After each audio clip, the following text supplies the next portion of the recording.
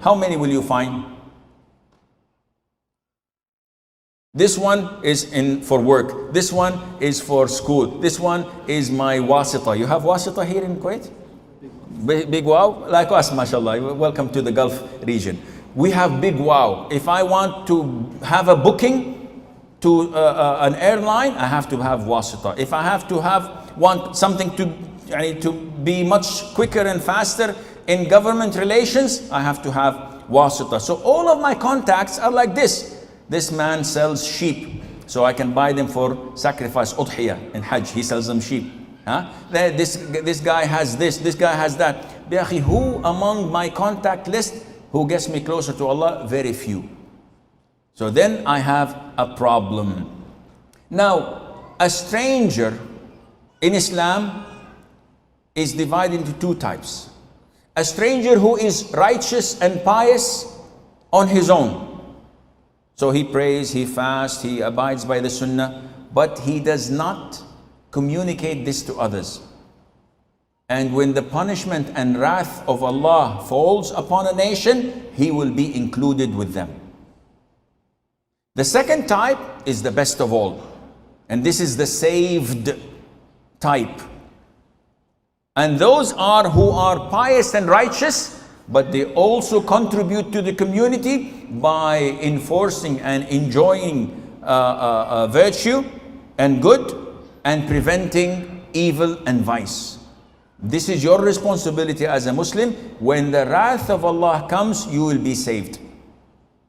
وَمَا كَانَ رَبُّكَ مُهْلِكَ الْقُرَى وَأَهْلُهَا مُصْلِحُونَ. Allah Azza wa Jal would not punish the people or the residents of a village while their people are those who enforce the law of Allah Azza wa Jal.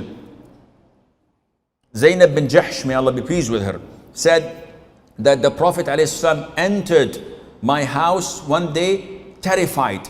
And he said, وَيْلٌ لِلْعَرَبِ مِنْ شَرٍ قَدْ اقْتَرَبْ. Woe to the Arabs from an evil that is coming close to them.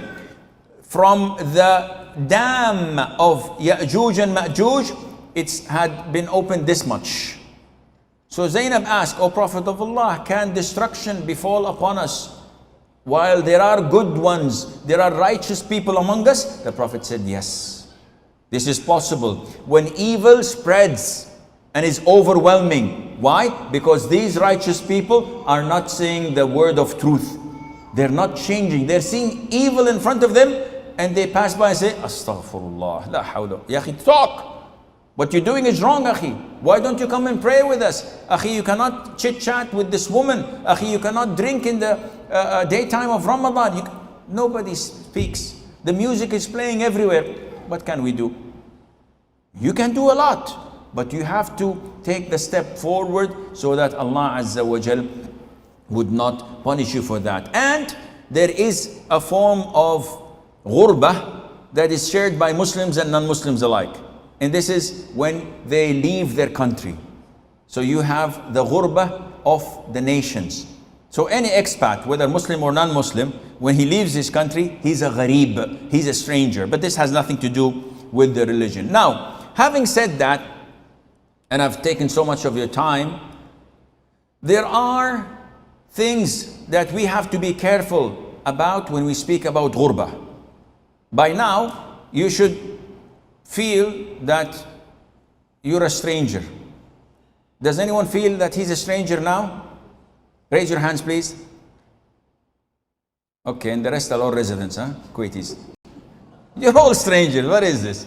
No, seriously, do you feel like strangers now, or no, I don't know. I don't relate to what the Sheikh is talking about. If you don't relate, you have a problem.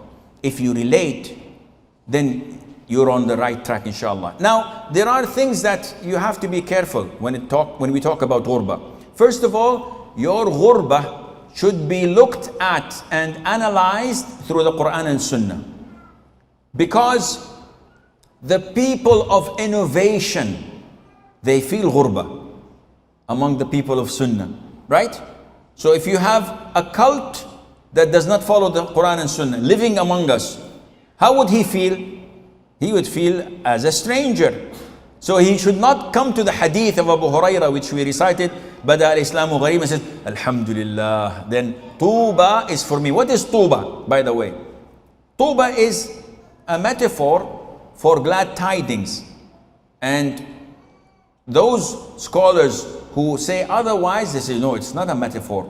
It is a tree in Jannah where a rider needs 700 years to pass its shade. So the Prophet is telling you this huge tree is yours if you do what you are told to do. So first of all, look at the Quran and Sunnah. If you feel like a stranger, don't be happy. Let me check and cross-examine. Am I on the Sunnah? Am I following the Quran? If yes, then you're in good hands. And also, if you look at those who are sinners, if we have sinners among us, those who consume intoxicants, coming here, some of them might be with us, but why is he staying here? Wallah, he came here, he thought that they were distributing free booze. And he came and sat, but all of a sudden, the Shaykh said, Alhamdulillah, wa salatu wa salam. He's embarrassed, he's sitting. How does he feel among us? He feels that he's not in the right place. He doesn't belong. So he feels like a stranger.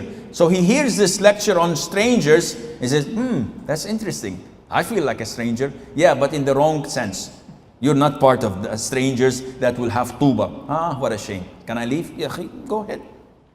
So you have to cross-examine what you are doing with the Quran and Sunnah. Secondly, be careful. If you fit the characteristics and the features that we've mentioned about the strangers, if you're upon the Sunnah, if you're abiding by the Quran, if you're doing this, mashallah, everything fits you. There is a very important thing that you should be careful of, and that is feeling boastful and arrogant. This completely destroys you.